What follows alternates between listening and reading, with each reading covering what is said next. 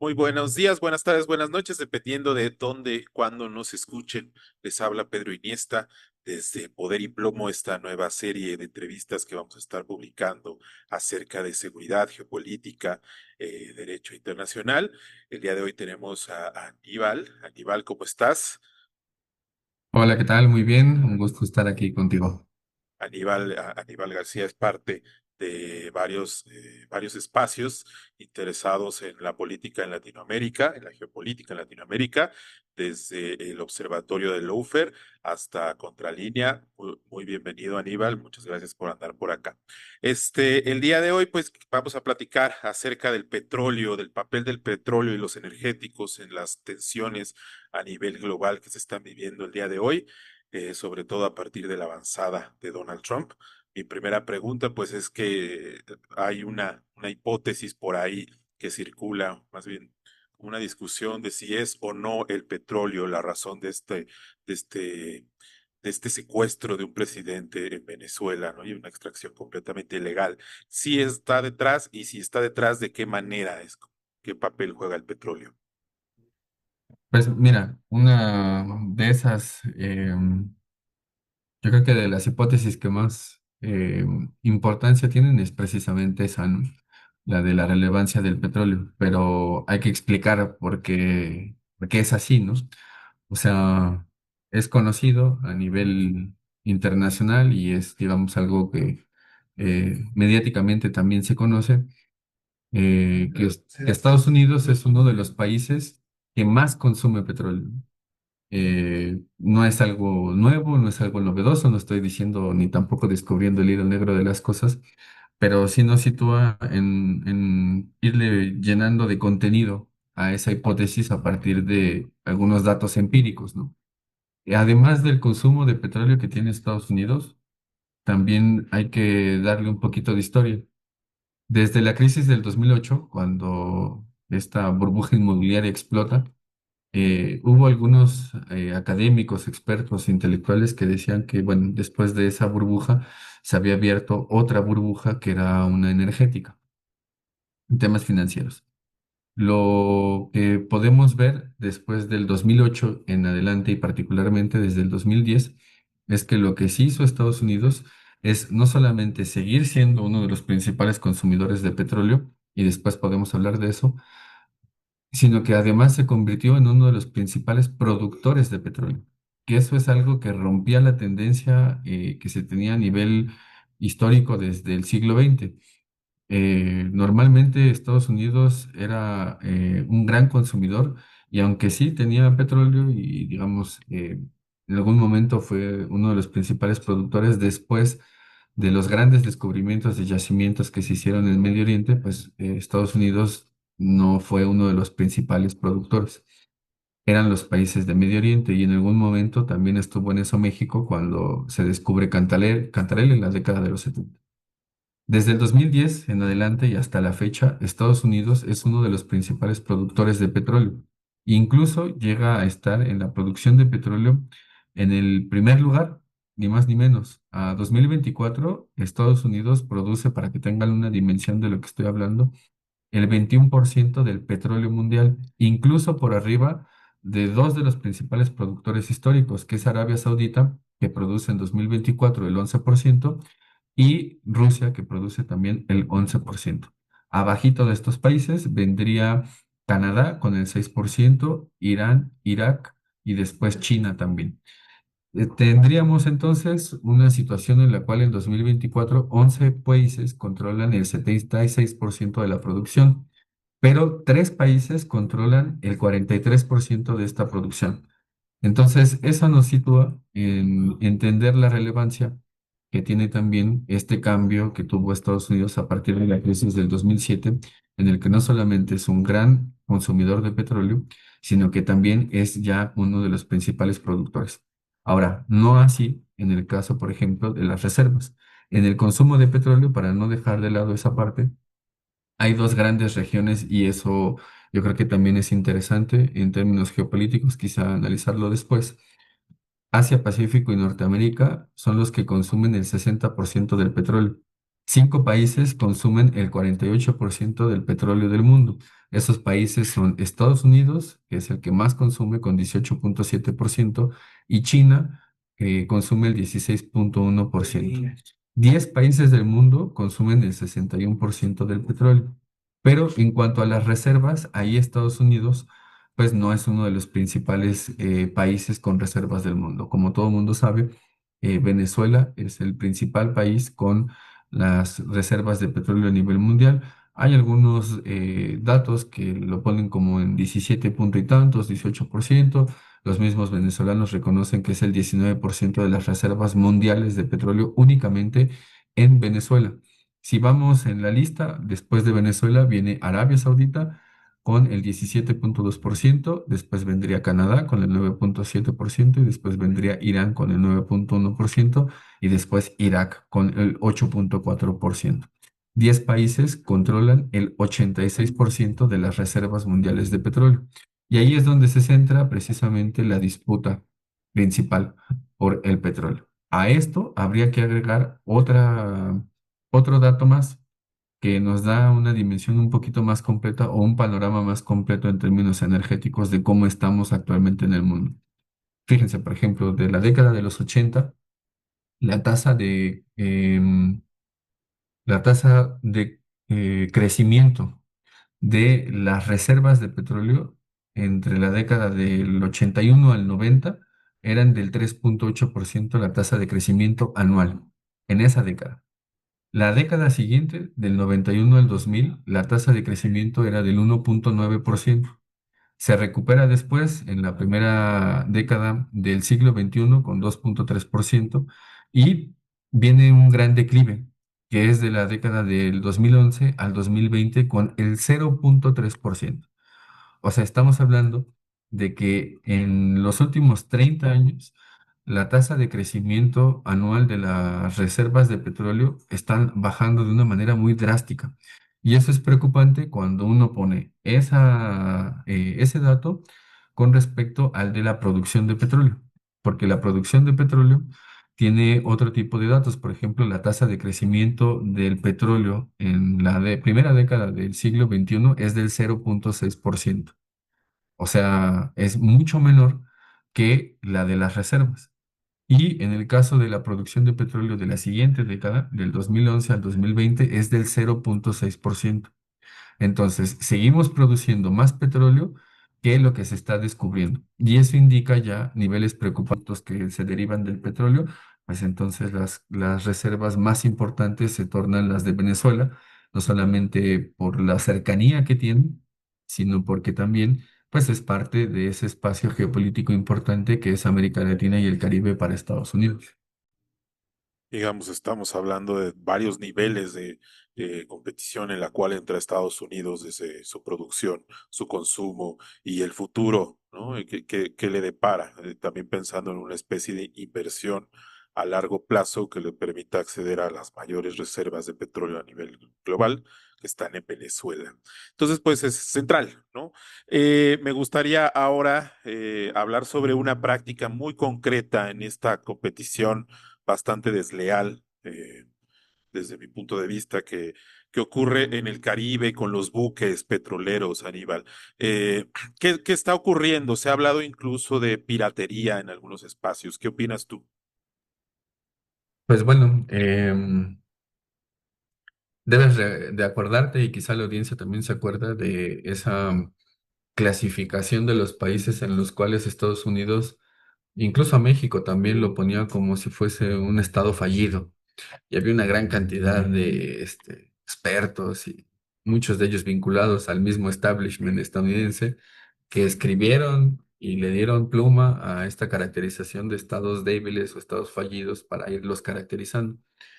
Y siempre en el tema de las relaciones internacionales, de los estudios de política internacional, incluso a nivel regional, también incluso, eh, la academia siempre suele retomar este tipo de análisis que provienen de países hegemónicos o desde la academia hegemónica del norte global y pocas veces se caracteriza desde el sur global a los países potencia o los países centrales. Entonces yo creo que tendríamos que estar en un momento en el cual deberíamos de estar caracterizando también a ese estado pirata, que es Estados Unidos. Un estado que se caracteriza primero por violar constantemente el derecho internacional, que no es de ahora que lo esté violando, lo hemos visto en otro tipo de guerras que ha hecho también Estados Unidos en contra de Irak, donde dijeron que había bombas de destrucción masiva y después supimos que eso fue una rotunda mentira. Ahora vuelve a suceder en el caso del Cártel de los Soles, que el Departamento de Justicia mencionó que, pues bueno, es inexistente, algo que incluso los mismos informes de drogas que tiene la ONU, pues indicaban que no existía tal, ¿no? Sin embargo, para el Departamento de Justicia, a partir de lo que decía los medios de comunicación, pues retoman esta inexistencia del Cártel de los Soles y es el caballito de Troya para entrar a Venezuela y secuestrar a un presidente en funciones. Además de eso, están las medidas coercitivas unilaterales. mm, co- Normalmente se les conoce también como sanciones económicas, pero estas medidas coercitivas unilaterales, para que tengan una dimensión, más del 30% de todas las medidas en el mundo las ha puesto Estados Unidos, solamente ellos. Y además están reglamentadas en la ONU y bueno, no se pueden poner de carácter unilateral. Han pasado varias asambleas de generales en la ONU en las cuales se ha sesionado al respecto y lo que han dicho es que bueno, se tiene que prohibir este tipo de establecimiento de medidas coercitivas de carácter unilateral y respetar el derecho internacional. Hay una digamos, hay todo un establecimiento del derecho internacional para poder poner estas medidas coercitivas. Sin embargo, Estados Unidos lo que hace pues es saltárselo constantemente y bueno, a partir de ello, pues implica poner este tipo de sanciones y bloqueos a países como es el caso de Venezuela, pero así también, por ejemplo, el caso de Cuba, con todo este bloqueo económico que tiene desde hace más de 60 años. Otra característica más es el hecho de que en la primera administración de Donald Trump, no sé si recuerdan, pero cuando intentaron poner a este personaje de Juan Guaidó en la presidencia de Venezuela, a la par de eso vino con ello el robo de toda la infraestructura de una filial de PDVSA, esta empresa estatal venezolana, que es Citgo, y la pusieron a disposición de Juan Guaidó. Terminó la administración de Donald Trump, vino la de Joe Biden y eso quedó como olvidado en los principales medios de comunicación hasta el año antepasado, en 2024, en el que un juez en Estados Unidos forzó la venta de Citgo y se la da a- al capital financiero. Se la da a un conjunto de capitales financieros que además, curiosamente, es dueño, un personaje, un multimillonario, que es Paul Singer y que además fue uno de los principales donantes para la candidatura de Donald Trump en 2024. Eso es el Estado pirata. Y además, el robo que hace constantemente de los buques petroleros en el Caribe, violando todo el derecho internacional también, para hacerse con este tipo con este tipo de mercancías estratégicas, que no es cualquier mercancía. El petróleo, debe de quedar claro que es un elemento de poder por la forma en la que el capitalismo se ha desarrollado, porque además es el energético principal del capitalismo que ha potenciado los niveles de acumulación de capital y el ritmo mismo del crecimiento de las fuerzas productivas en el mundo. Entonces, estas características para mí dan cuenta de que estamos frente a un Estado que ha practicado la piratería, que no solamente es el estadounidense, en realidad son los anglosajones. El imperio inglés también lo hizo en su momento en el siglo XVIII, en el siglo XIX. Entonces, estamos frente a este tipo de Estado pirata con estas características que acabo de dar. Y bueno, hay que ir dotándole también de una cantidad enorme de conceptos y quizá de teoría para caracterizarlo así, en pleno siglo XXI sigue habiendo este tipo de prácticas de piratería. Y bueno, con el primer bloque, con la primera pregunta que me hiciste, pues está ahí esta otra razón de por qué lo está haciendo, ¿no? Porque el petróleo cada vez va a ser más escaso y entonces, por lo tanto, es mercancía en disputa y es, por lo tanto, disputa de poder si entendemos el petróleo como un elemento de poder. Por supuesto. En este horizonte me parece que mi pregunta Ahora sería si estas prácticas las ha cometido Estados Unidos durante pues, ya varias décadas, mencionas por lo menos 2008 como un punto crucial. Eh, ¿qué, qué es lo que ahora ha generado tensiones con algunos países dentro, incluso por ejemplo de la OTAN, ¿no? Donde pues estaba Occidente muy seguro de que Estados Unidos era capaz de defenderlo y de pronto no están, parecen ya no estar tan seguros, ¿no? Recientemente Reino Unido habló de que Rusia era un país europeo, ¿no? Reconoce ese carácter europeo y en esa disputa de que si les vas a estar disputando desde Rusia o desde Estados Unidos, pues parece que preferirían aparentemente ser cercanos a Rusia, ¿no? Entonces mi pregunta aquí, ¿por qué hasta ahora?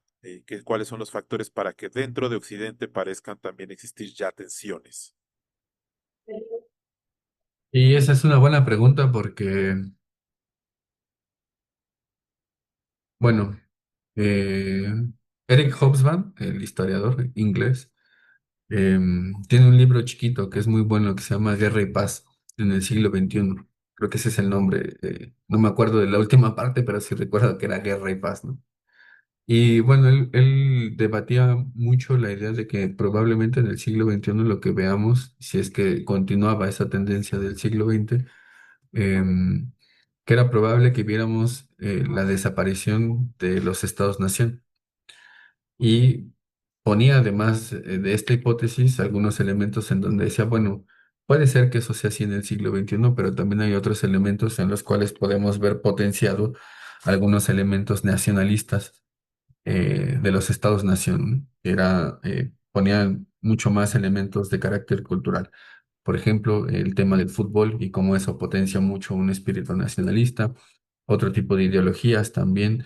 Y bueno, creo que volver a ese tipo de lecturas podría dar incluso luz sobre por qué emergen eh, muchas derechas en el mundo que estuvieron dormidas, porque no es que sean nuevas, sino que transitaron todo ese periodo de la posguerra, después de la Segunda Guerra Mundial y en la etapa neoliberal del capitalismo, y bueno, estuvieron siempre presentes ahí hasta que encontraron ahora las condiciones para emerger, ¿no? Em, yo no creo que desaparezcan los estados-nación, ni creo que desaparezcan las fronteras de los países, ¿no? A veces ese tipo de teorías, incluso en los que, pues bueno, no le llaman globalización, ese es otro concepto diferente, pero bueno, esta idea de que todos estamos conectados, ¿no? Y que las fronteras quedaron borradas, el tema de la migración deja de manifiesto que las fronteras siguen existiendo, ¿no? Y no así para el capital. O sea, hay que hacer la distinción entre que para el capital no existen las fronteras, pero sí existen las fronteras para la fuerza de trabajo. Y ahora, con lo que vemos en la OTAN, pues más que la desaparición de los estados, yo lo que veo es que eh, la decadencia de Estados Unidos lo que está haciendo es hacer cada vez más ese uso del carácter unilateral que tienen sus medidas y por lo tanto hacer mucho más explícitas las contradicciones que hay en el mundo. Ese bloque militar que fue conformado en 1947, que es la OTAN, pues parece que está dando signos de que está llegando a su fin. Pero bueno, en la primera administración de Donald Trump decíamos lo mismo con respecto a la OTAN y le dieron 4 años a la administración Trump y después Joe Biden vuelve a retomarla. Así que bueno, quizá lo que queda acá puesto es el hecho de que estamos frente a las contradicciones de de las fracciones de capital que están gobernando en Estados Unidos, ¿no? Que yo creo que eso es lo importante también, ver qué fracción del capital estadounidense es la que está detrás de cada administración, sean republicanas o sean demócratas. A veces hay algunos que están en ambas administraciones, como es el capital fósil o como es el capital financiero, pero entre ellos también a veces hay pugnas. Y esas pugnas dentro de las fracciones de capital, pues tienen su expresión también en el Estado. El Estado como un concepto desde la teoría política en el cual es expresión de este espacio en el cual se expresan estas contradicciones de las fracciones de clase, ¿no?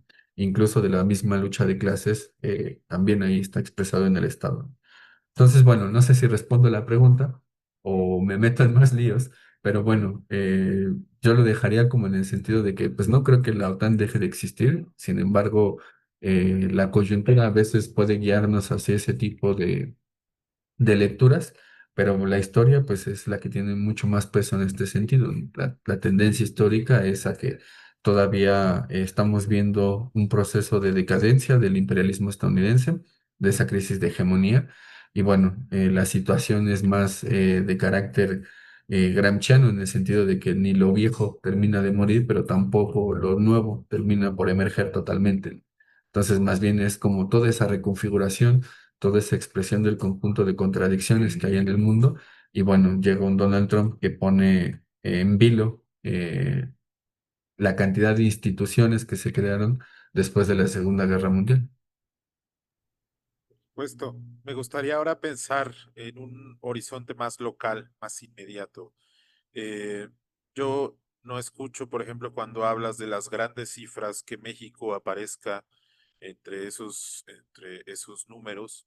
Sin embargo, me parece que en México no quiere decir que no se disputen cosas incluso hasta este nivel bélico, ¿no? Pensando en el huachicol, pensando en el huachicol fiscal, como al final en México pareciera que experimentamos esta piratería de maneras bastante localizadas, bastante terribles y que pues evidencian que también hay una competencia, aunque no sean esas grandes economías, ¿no?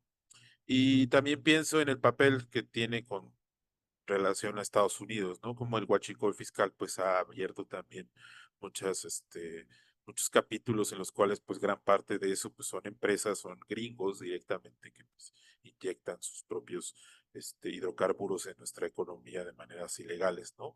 Con la connivencia de mexicanos, por supuesto, ¿no? Entonces me preguntaba, ¿tú qué observas en en este horizonte más local, más inmediato?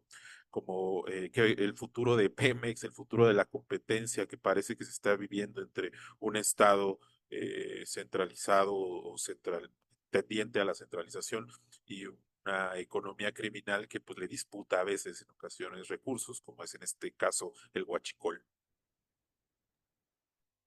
Bueno, mira, México produce para dar estas mismas variables que di al inicio, ¿no?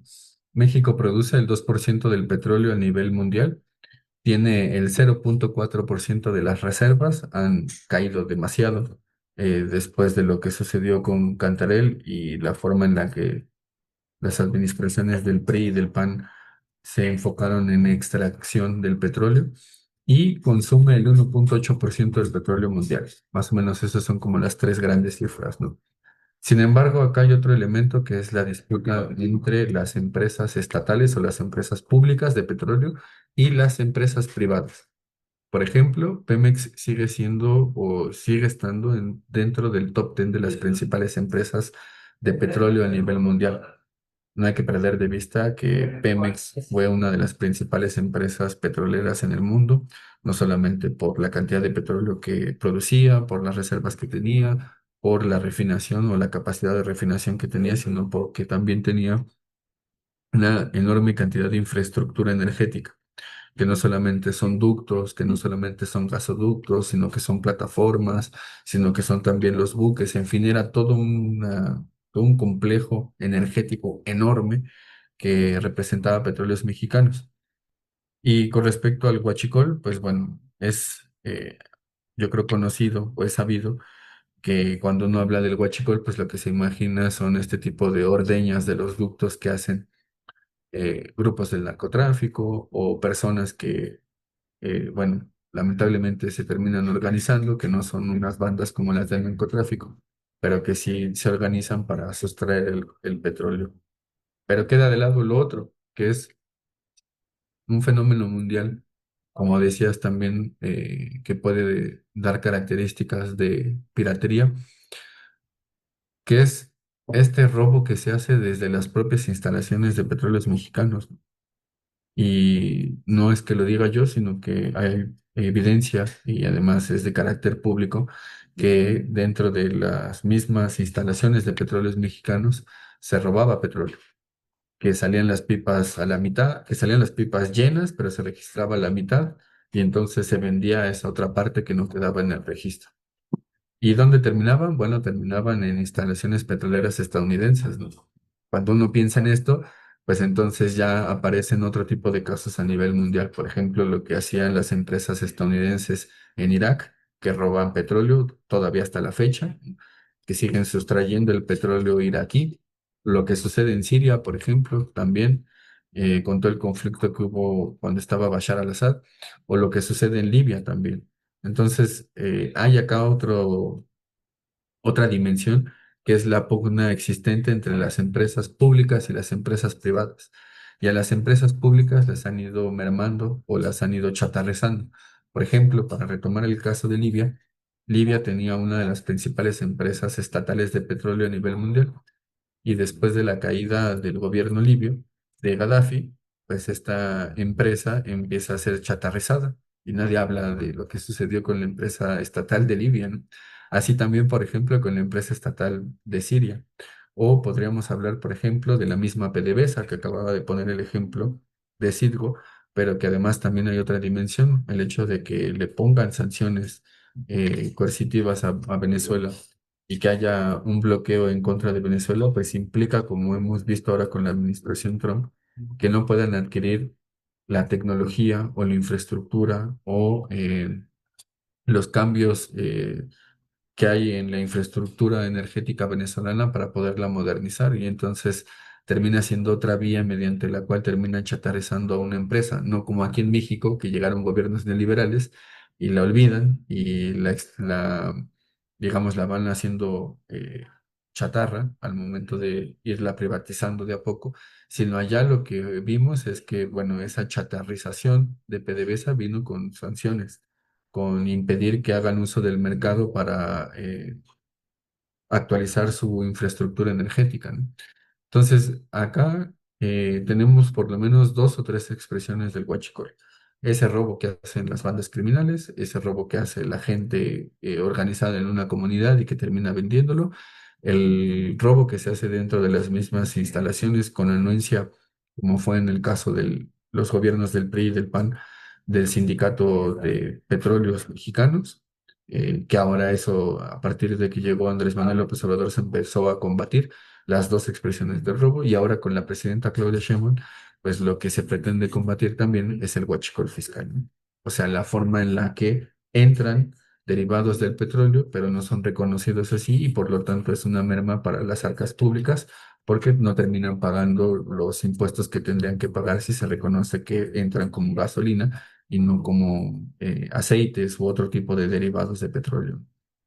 Pero eso también, pues, tiene su expresión o su dimensión internacional con estos casos que he puesto ahora, pero también lo que sucede con Venezuela y con el robo de buques petroleros que tiene Venezuela también ahora por parte de las Fuerzas Armadas estadounidenses, que también esa es otra dimensión de lo complejo del panorama internacional.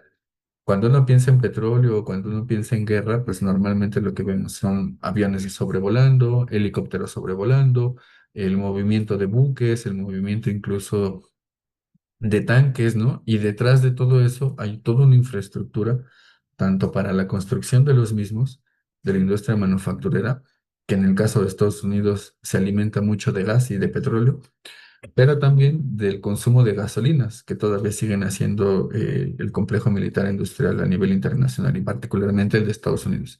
En algún momento, las estadísticas del consumo de petróleo a nivel internacional, algunos expertos y académicos que investigaban eso mencionaban que, por ejemplo, en el 2006, el ejército de Estados Unidos, con todas las instalaciones que tiene a nivel mundial, consumía el 26% del petróleo producido en 2006. Solamente el ejército de Estados Unidos.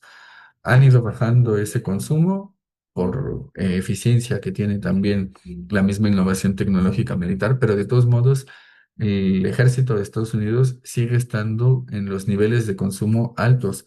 Para que tengan una dimensión, en 2022, el consumo de petróleo del ejército de Estados Unidos era equiparable a lo que consumía, por ejemplo, un país como Perú o como Portugal, para que tengan también una dimensión del consumo energético y del consumo de petróleo que tiene el ejército de Estados Unidos. Entonces, son un ejército energivoro, para ponerlo en ese sentido, y por lo tanto, pues también necesitan de este tipo de recurso que es sustento de poder. Y bueno, en toda esta maraña se encuentra la revitalización de petróleos mexicanos y sobre todo el aumento de la capacidad de refinación, que ese es otro elemento también del cual no hemos hablado. Pero bueno, más allá de la extracción de petróleo, en donde se agrega mucho más valor y donde hay mucha más ganancia, es en la refinación del petróleo, en gasolinas, en turbocinas, en diésel. Ahí es donde está también parte de la ganancia y eso lo siguen controlando las principales potencias. Por lo menos China y Estados Unidos ya están al mismo nivel en capacidad de refinación de petróleo, cada uno con 18% a nivel mundial. Te agradezco mucho, Aníbal. No sé si antes de cerrar la entrevista te gustaría comentar algo más que se te haya escapado. No, pues nada, que los invito a que abran un poco más el análisis con respecto al análisis energético que debe de estar detrás de todos estos actos que hemos visto tanto en Venezuela como en el conflicto que enfrenta a dos potencias, a Rusia y a Estados Unidos en Ucrania, porque también ahí detrás está el tema energético. Y bueno, el otro tema es el de los minerales, pero eso ya es otra cuestión, porque también están ahí jugando mucho una geopolítica de los minerales a nivel internacional. Puesto que sí, también lo vemos ahí en Groenlandia y todas estas cuestiones de la competición por las tierras raras, ¿no? Que también ahí entra Venezuela. Pues te agradezco Sí, también. muchísimo, Aníbal. Muy buenas tardes a la audiencia y esperando que se encuentren de la mejor manera posible. Esto fue Poder y Plomo en su segunda emisión. Aníbal García, muchísimas gracias. No, gracias a ti y un saludo a la audiencia.